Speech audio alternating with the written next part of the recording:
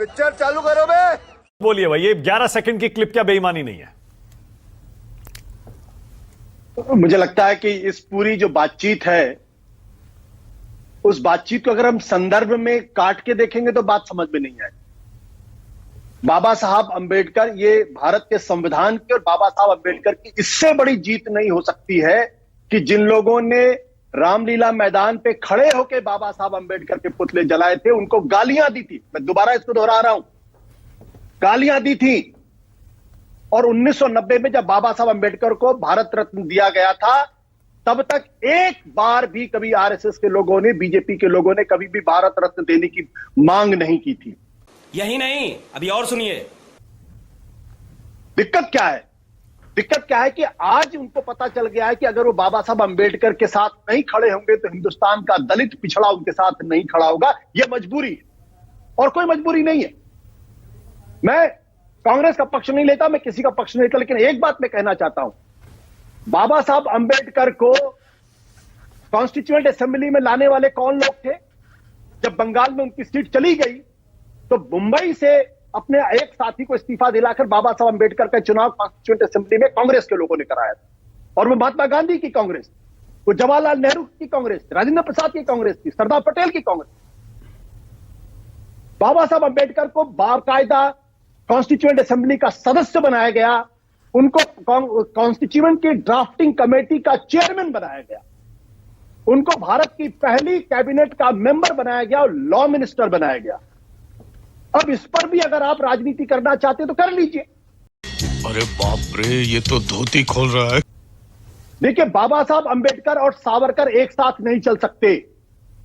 हिंदू राष्ट्र और भारत का संविधान एक साथ नहीं चल सकता। भारत का संविधान, इस देश में हिंदू राष्ट्र सिर्फ संविधान की लाश पर बन सकता है।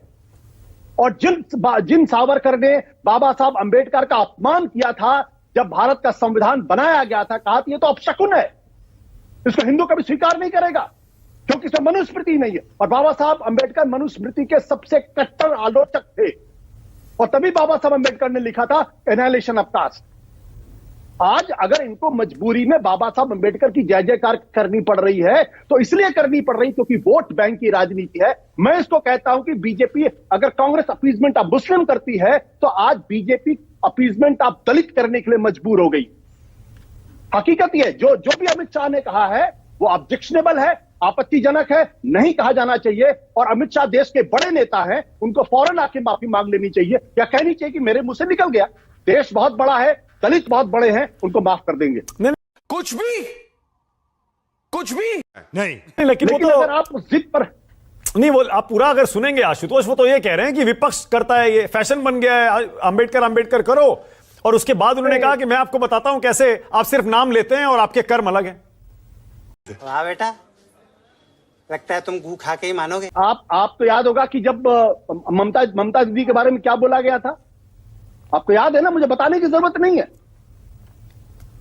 मैं एक ही बात कहना चाहता हूं, अमित शाह इस देश के बहुत बड़े नेता, इसमें कोई दो राय नहीं है। इतिहास उनको हमेशा याद रखेगा, इसमें भी कोई दो राय नहीं है। अगर आपको लगता है कि लोगों की भावनाएं आहत हुई हैं तो रिग्रेट करने में और कहने में मुझसे गलती होगी, इसमें कोई छोटे नहीं हो जाएंगे, बिल्कुल छोटे नहीं होंगे। लेकिन अगर इस जिद पे अड़े रहेंगे और बार बार ये साबित करने की कोशिश करेंगे कि बाबा साहब अंबेडकर का अपमान किया गया, तो भाई मुझे बता दो कि ड्राफ्टिंग कमेटी के चेयरमैन किसने बनाया था। अच्छा आशुतोष, एक चीज और बताइए, नेहरू की पहली कैबिनेट, और यही नहीं, श्यामा प्रसाद मुखर्जी को भी कैबिनेट में लाने का काम किसने किया था? आप नेहरू को बदनाम करने की कोशिश करते हैं, इससे ज्यादा शर्मनाक बात नहीं हो सकती है। नेहरू जिन्होंने भारत के लोकतंत्र की नींव रखी, जिन्होंने 9 साल जेल के अंदर काटा, उनकी पूरी लेगेसी को आप खत्म करना चाहते हैं, उनको बदनाम करना चाहते हैं, उनको बेइज्जत करना चाहते हैं। ये हमारी राजनीतिक संस्कृति हो गई है। हमें इस संस्कृति पर गर्व नहीं, हमें संस्कृति पर आज बहुत अफसोस हो रहा है कि इस देश के अंदर हम तो कभी गोलवलकर के बारे में उल्टी बात नहीं करते, हम तो कभी सावरकर के बारे में उल्टी बात नहीं करते। आप सोशल मीडिया पर देख लीजिए किस तरीके से जवाहरलाल नेहरू को क्या क्या नहीं कहा जा रहा। ये देश की संस्कृति, यही हिंदू संस्कृति है। हिंदू संस्कृति के पोषक इस तरीके की भाषा का इस्तेमाल करके, जवाहरलाल नेहरू को लेकर, महात्मा गांधी को लेकर, अरे कुछ तो कहीं तो लिहाज रखना चाहिए, कहीं तो आंखों की शर्म रखनी चाहिए। तुम्हें शर्म है? कुछ शर्म आया है? आशुतोष भी देखिए गुस्से में आ गए, उत्तेजित हो गए। लेकिन आशुतोष एक चीज और बताइए, ये नेहरू और अंबेडकर इससे थोड़ा सा अलग। अंबेडकर जी को लेकर आज भी ये पॉलिटिकली इतना सेंसिटिव मुद्दा क्यों है? क्या वजह है कि अंबेडकर, संविधान, इनको अगर जैसे ही आप सामने रखते हैं तो खासतौर से SC ST का मुद्दा अचानक एकदम संवेदनशील बन जाता है? क्या वजह है इसकी आज भी? अब आए ना लाइन पे। देखिए, मैं बहुत अफसोस के साथ कहना पड़ रहा है कि दलितों की पीड़ा को दलितों के अलावा कोई समझ ही नहीं सकता। जिस तरीके से आज भी खबर आ रही है कि एक दलित कांस्टेबल घोड़े पे चढ़ने की कोशिश की तो उसके साथ बुरा बर्ताव किया गया। ये ऐसा समाज चाहिए हमको, जहां इंसान को इंसान न समझा जाए, इंसान को सिर्फ उसकी जाति के आधार पर उसको दुत्कारा जाए, उसको बेइज्जत किया जाए, वो अगर घोड़ी पर चढ़ जाए तो उसके मुंह में पेशाब कर दिया जाए।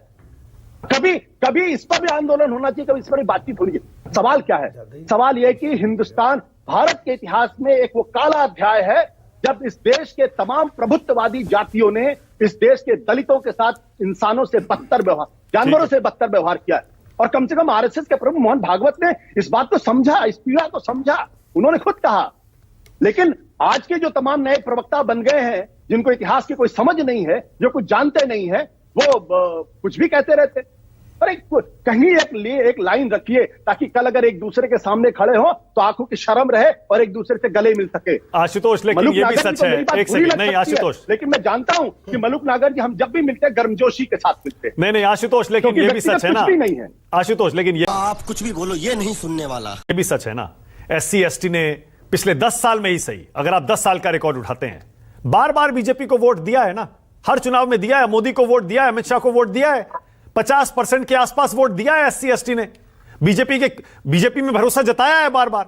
इसीलिए ये पूरी तरह से कह देना कि ब्रांड कर देना कि नहीं एंटी कॉन्स्टिट्यूशन है, एंटी अंबेडकर है और संविधान का अपमान कर रही है बीजेपी, हमेशा करती है, यह भी तो सही नहीं है।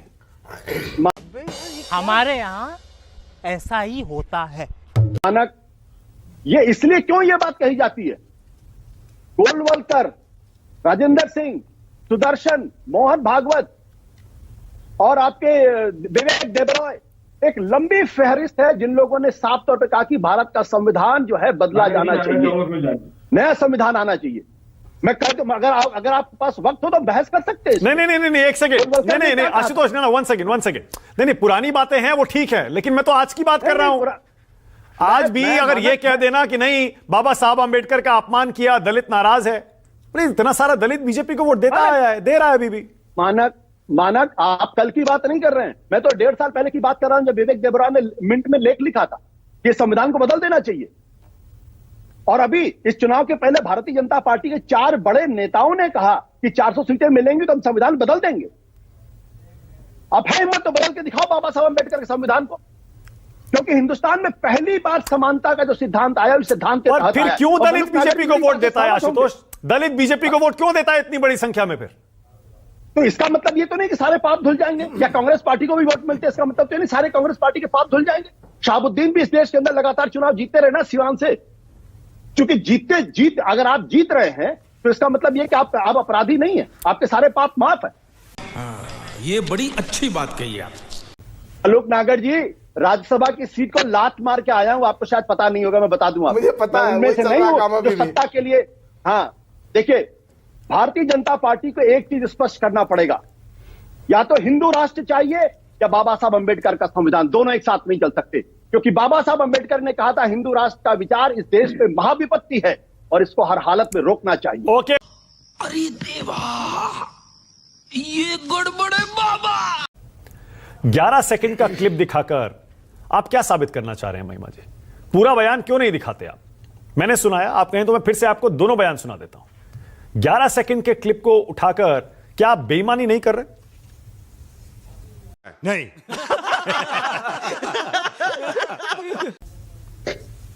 जय हिंद, सत्यमेव जयते। मानक सत्य के सामने आने के लिए एक पल काफी है, 11 सेकंड तो बहुत ज्यादा होते हैं।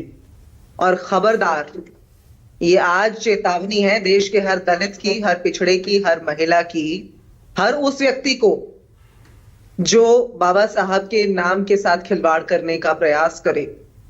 कल हमने संसद के अंदर इस देश के गृह मंत्री मात्र को नहीं सुना, कल हमने संसद के अंदर जो आवाज सुनी थी ना मानक, वो दांगे और सावरकर की आवाज थी, जिन्होंने साजिश करके बाबा साहब को उनका पहला लोकसभा का चुनाव हरवाने का काम किया। वो हेडगेवार और गोलवलकर की भी आवाज थी मानक, जिनके हिंदू राज का जो विरोध किया था बाबा साहब ने और ये कहा था किसी कीमत पर हिंदू राज नहीं आना चाहिए। उनकी किताबों के अंदर बाबा साहब अंबेडकर के शब्द अंकित हैं। उनकी आवाज भी सुनी कल हमें उसी संसद से। कौन है ये लोग, कहां से आते हैं? मनोज सिंह काका, आप ही बताइए भाई। जी। कहां इसमें अपमान हुआ? मैंने पूरा बयान सुनाया, आप कहें तो मैं फिर से सुनवा देता हूं। वो तो आपको आईना दिखा रहे थे, कांग्रेस पार्टी को और विपक्ष को। नहीं, हम सब समाजवादियों का स्मृति लोप इतना कमजोर नहीं है और हमारी स्मृति ठीक है। आपने जो सुनाया उसको हमने सुना, और बात का तो ये है कि कहा गया है कि बात ही हाथी पाइए और बात ही हाथी पांव। और संविधान के बारे में आप बात कर रहे हैं, बाबा साहब के संविधान के बारे में दुष्यंत कुमार की एक लाइन है कि वो आदमी नहीं मुकम्मल बयान है और उसके माथे पर गहरा चोट का निशान है। समान कुछ नहीं है, फटे हाल है, मगर उसके झोले में कोई संविधान है। तो बाबा साहब का बनाया हुआ संविधान से ही ये देश चल रहा है, और बाबा साहब के बनाए हुए संविधान की ही ताकत है कि आदरणीय अखिलेश यादव जी ने एक सामान्य सीट से अवधेश प्रसाद जी को, जो दलित तबके से आते हैं, उनको इस देश के सबसे बड़ी सदन में भेजा है। ये बाबा साहब की ही ताकत है, बाबा साहब की ही बनाई हुई ताकत और दिए हुए संविधान की ही ताकत है कि कुछ छदम सामंती लोग जो बाबा साहब के संविधान का ऊपर से सिर्फ बयान करते हैं, सिर्फ ऊपर जुबान में लिए रहते हैं, उनके हृदय में सावरकर रहता है, वो भी देश की सदन में आ गए हैं और गृह मंत्री बन गए हैं। Emotional damn it. एक बात से उसके असल में जो लोग सावरकर को मानने वाले हैं, जो सावरकर को पूजने वाले हैं, वो कतई बाबा साहब के सम्मान से उनको घृणा होती ही होती है। लेकिन वो जान ले कि बाबा साहब इस देश के आर्थिक सुधार के, इस देश के जल संसाधन सुधार के, इस देश में जितने सारे सुधार हुए और जितना आधुनिक है, और जो भारत का लोकतंत्र है, जिसकी ताकत है कि एक सामान्य परिवार से भी निकल के लोग इस देश का नेतृत्व करते हैं, वो बाबा साहब भीमराव अंबेडकर का दिया हुआ। आज हमारे आपके जो रुपए की ताकत है, जो रुपए का अवमूल्यन नरेंद्र मोदी के सरकार में लगातार हो रहा, उसमें भी अगर रुपए की समस्या भी आई इस देश में, उस पर एक जनरल लिख के बाबा साहब ने तो 1990 तक भारत रत्न क्यों नहीं मिला बाबा साहब को? अब सवाल पूरे आप भी पूछिए, आपको भी पूछना चाहिए। नहीं मिला, उसके लिए हम सब दोषी थे। जितने लोग सरकारें में थे वो सब लोग थे। बीजेपी भी थी, कांग्रेस भी थी, उनको तुरंत मिलना चाहिए था, ये सही बात है। लेकिन हमारा ये कहना है कि बाबा साहब से घृणा करने वाले लोग ये जान लें कि वो चाहे जितना कोशिश कर लें, सावरकर और गोडसे की विचारधारा नहीं स्थापित होगी इस भारत में। लेकिन मनोज, देश संकट में है। लेकिन बाबा साहब ने वो जो बात आज बाबा साहब का बनाया, बाबा साहब के नाम पर इस देश में, उत्तर प्रदेश में मुख्यमंत्री योगी आदित्यनाथ जी हैं, एक केंद्रीय विश्वविद्यालय है, उसमें विगत 1 साल से अस्थायी कुलपति नहीं है। लखनऊ में बाबा साहब वीडियो पे आइए जरा, बताइए क्या अमित शाह ने अपमान किया क्या ये बोलकर? वो तो विपक्ष को आईना दिखा रहे थे। अपमान ही नहीं किया, मैंने आपसे कहा ना, उनके भाषा में जो तिरस्कार और जो घृणा दिख रही थी बाबा साहब के प्रति, चूंकि वो चाह रहे हैं कि सावरकर सावरकर सावरकर सावरकर लोग कहां कहेंगे? जो लोग माफी लेकर के, माफीनामे के चंदे से अपने को वीर घोषित करना चाहते हैं, उनकी परंपरा इस देश में नहीं चलेगी। गांधी की परंपरा, बाबा साहब की परंपरा, डॉक्टर लोहिया की परंपरा, जगदेव बाबू की परंपरा, बीपी मंडल की परंपरा, उसी परंपरा से सामान्य लोगों का विकास होगा। और मैं खत्म कर रहा हूं साहब, एक मिनट 30 सेकंड दे दिए। अब अमित शाह जी से यह सवाल है कि आप सावरकर के विचारधारा पर, आप गोडसे के विचारधारा पर गृह मंत्री हैं कि बाबा साहब के बनाए हुए संविधान के विचारधारा पर गृह मंत्री हैं? और